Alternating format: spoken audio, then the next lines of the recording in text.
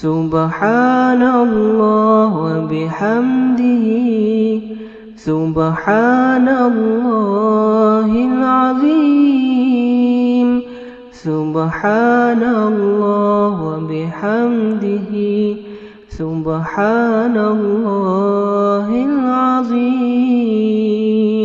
بسم اللہ الرحمن الرحیم، الحمد للہ رب العالمین والصلاة والسلام علی اشرف المرسلین نبینا و سیدنا محمد وعلی آلہ و اصحابہ اجمعین۔ ناظرین السلام علیکم۔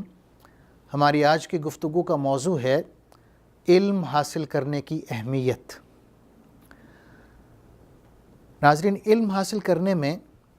دو چیزیں بہت اہمیت رکھتی ہیں، ایک ہے پڑھنا اور دوسرا ہے لکھنا، اور ان دونوں کا ذکر اللہ تعالیٰ نے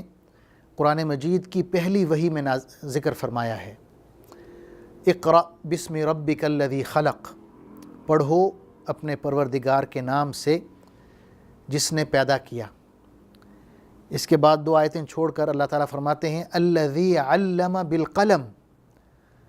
اللہ وہ ذات ہے کہ جس نے قلم کے ذریعے سے سکھایا، یعنی لکھنے کے ذریعے سے۔ تو یہ پڑھنا اور لکھنا دونوں بہت اہم ہیں علم حاصل کرنے کے لیے۔ حضور اکرم صلی اللہ علیہ وسلم نے اپنے بارے میں ایک دفعہ فرمایا انما بعثت معلما، کہ مجھے ایک استاد بنا کر بھیجا گیا ہے۔ اور علماء کے بارے میں اللہ تعالیٰ فرماتے ہیں انما یخشی اللہ من عبادہ العلماء، کہ صرف علماء ہیں جو اللہ سے ڈرتے ہیں، اللہ کا خوف رکھتے ہیں۔ ناظرین، علم کی قسمیں ہیں۔ بعض علوم ایسے ہوتے ہیں جن کا حاصل کرنا فرض عین ہوتا ہے، یعنی ہر شخص پر انفرادی طور پر فرض ہوتا ہے کہ ان علوم کو حاصل کرے۔ بعض علوم ایسے ہوتے ہیں کہ جن کا حاصل کرنا فرض کفایہ ہوتا ہے، یعنی اگر مسلمان معاشرے کے چند لوگ یا اتنے لوگ جو معاشرے کے لیے کافی ہیں وہ علوم حاصل کر لیں تو معاشرے کے جو باقی افراد ہیں ان پر یہ فرض ساقط ہو جاتا ہے، یعنی تمام معاشرے پر فرض نہیں ہے کہ وہ ان علوم کو حاصل کریں، صرف اتنے لوگ کہ اگر معاشرے کو ان کی خدمات کافی ہو جاتی ہیں تو پھر صرف اتنا ہی کافی ہے، اسے فرض کفایہ کہتے ہیں۔ تیسری قسم ہے کہ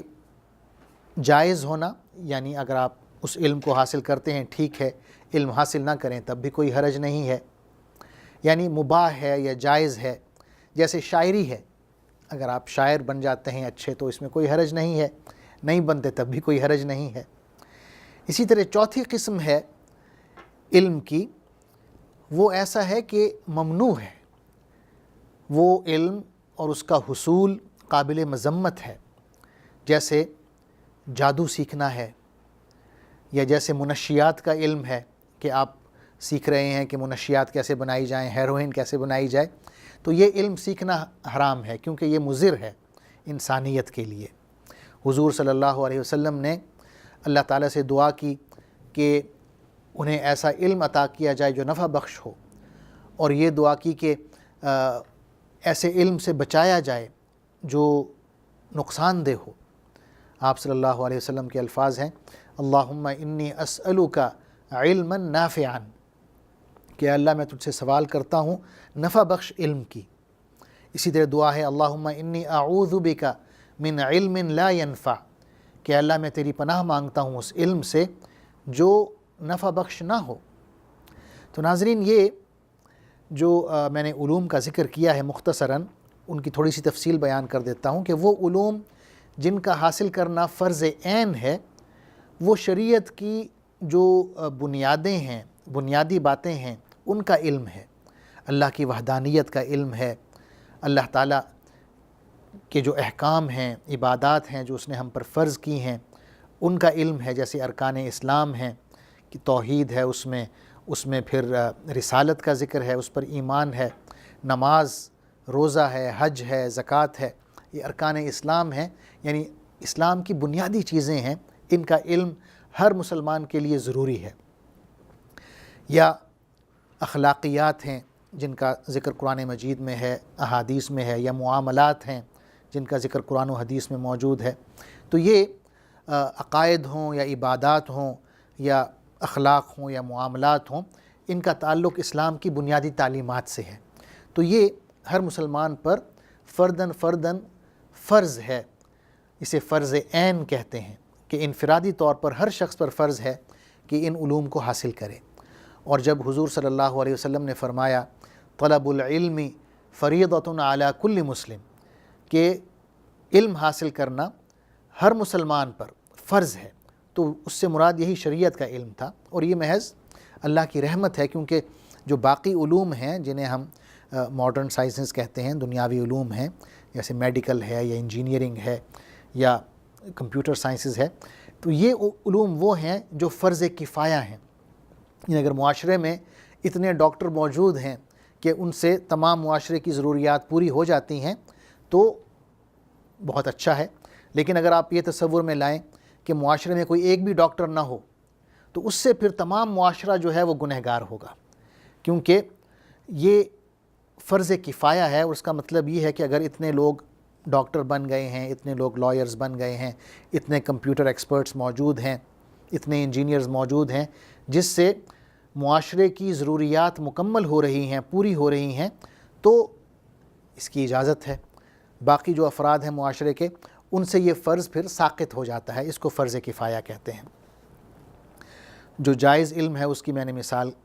آپ کو بتائی کہ جیسے شاعری ہے، اسی طرح جو ممنوع علم ہے اس کی بھی مثال میں نے آپ کو بتائی، جیسے جادو کا علم ہے سیکھنا، قرآن مجید میں آتا ہے کہ جادو سیکھنا کفر ہے۔ اسی طرح وہ چیزیں جو انسان کے لیے مضر ہیں، نقصان دہ ہیں، جیسے منشیات ہیں، ان کے بارے میں علم حاصل کرنا کہ کیسے بنایا جاتا ہے، تو یہ سارا ممنوع ہے اور حرام ہے۔ اس کے بعد ناظرین یہ ایک